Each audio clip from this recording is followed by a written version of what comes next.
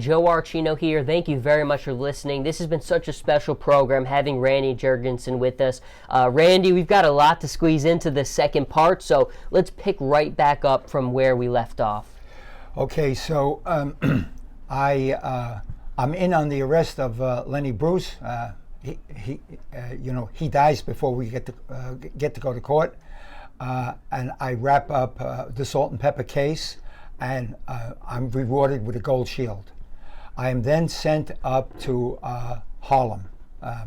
The precinct I'm sent up to becomes known as the Murder Factory. The 4-1 precinct is Fort Apache, and the 7-9 precinct is known in Brooklyn as To Live and Die in Bedford Stuyvesant. So as soon as I get up to this precinct, here comes Sonny Grosso, and we are now working. We're now working together. We have an incident of where Sonny and I are set up, and he gets badly injured, which would force him off the job by 1975 or so. So as we're working up there, Robin Moore, who wrote the Green Berets. Great film. Oh yes. Robin Moore goes to narcotics. He writes a book. The book is called The French Connection. The book comes out, and one day I'm up in the precinct and I get a call, and they're going to make a movie out of The French Connection. And Sonny was there before, but Sonny and I we go over there. Now in The French Connection, the first person that was going to be Gene Hackman was Robert Mitchum. And I can't think of the president of, he's a writer of the Daily News. But in any case, it winds up with Gene Hackman. So what we're doing is that we're going ahead and we're showing the actors, and we're working, and Sonny and I were working very, very hard to make these people detectives. So one day, while we're sitting on the Black Liberation Army, we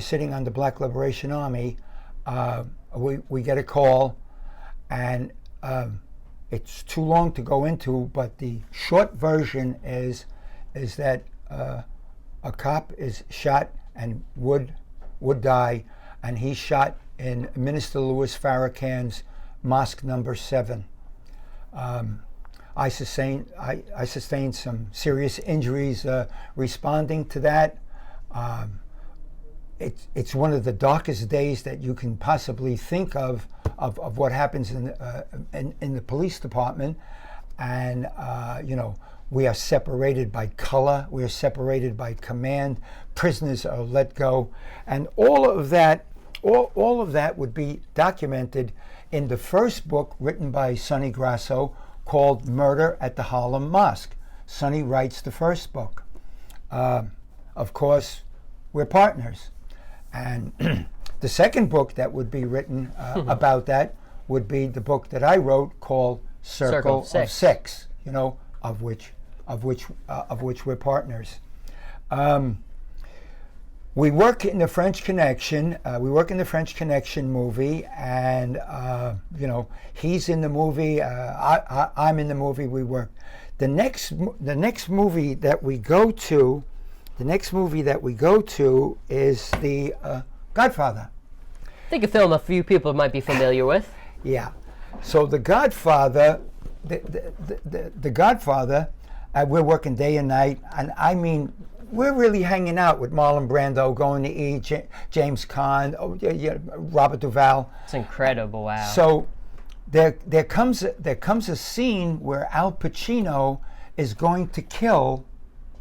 He's going to kill Sollozzo, and he's going to kill the police captain that's in the restaurant. And Al Pacino goes to the restaurant, and of course he gets the gun, and the gun is up in the toilet, right?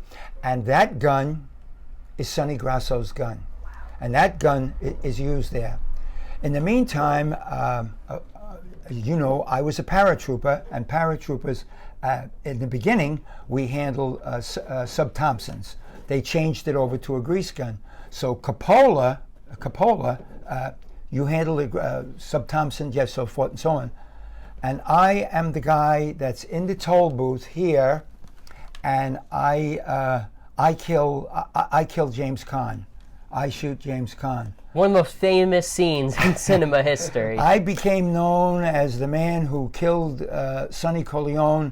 Coppola said to me that day, before it was in the can, Coppola said to me, "You're going to be, by women in America, one of the most hated men in Hollywood." That was your nickname, right?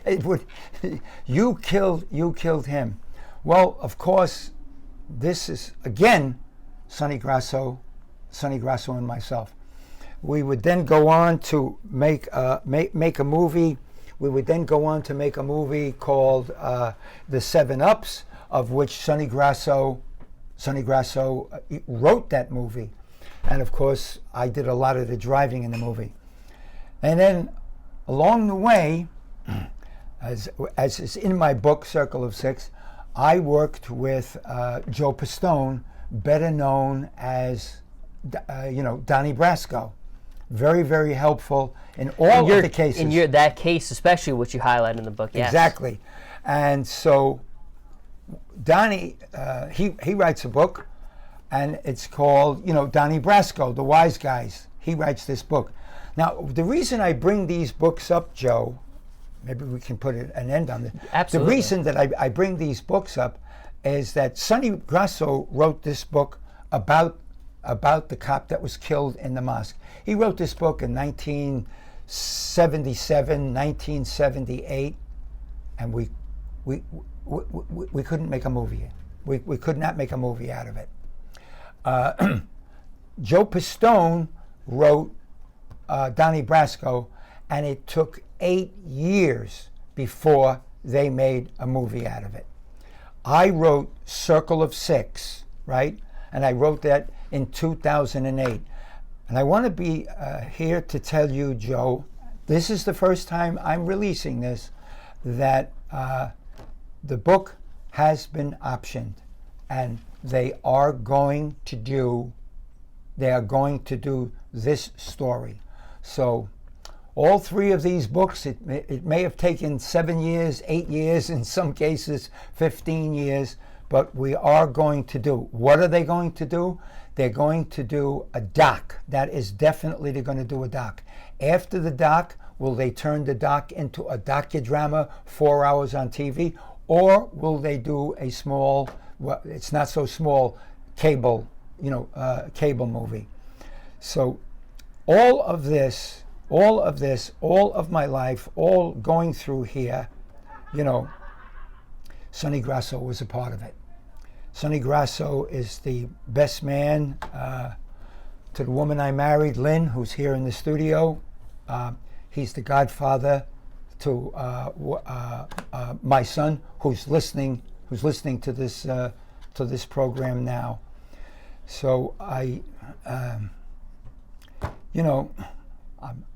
honored. I'm pleased to express or to say to you, mainly about Sonny Grosso, a friend that I lost 7 or 8 years ago. And thank you, Joe, for giving me the opportunity, to say that. Randy, it was a beautiful tribute, and for me, the honor is all mine. Getting the chance to come in here, and you have so much. I mean, we could sit here all day and continue to talk because you just have so much to share, and I loved learning so much about your incredible friend.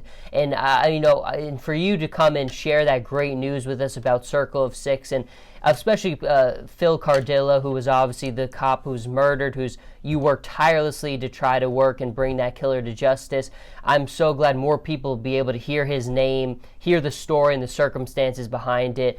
We'd love to have you back on again to talk about it, Randy, because like I said, there's just only so much we can get to in one program, but we wish you the best of luck with that, and we can't wait to hear more news about it as we move forward. Thank you. Thank you, Randy. Thank you, guys. Thank you.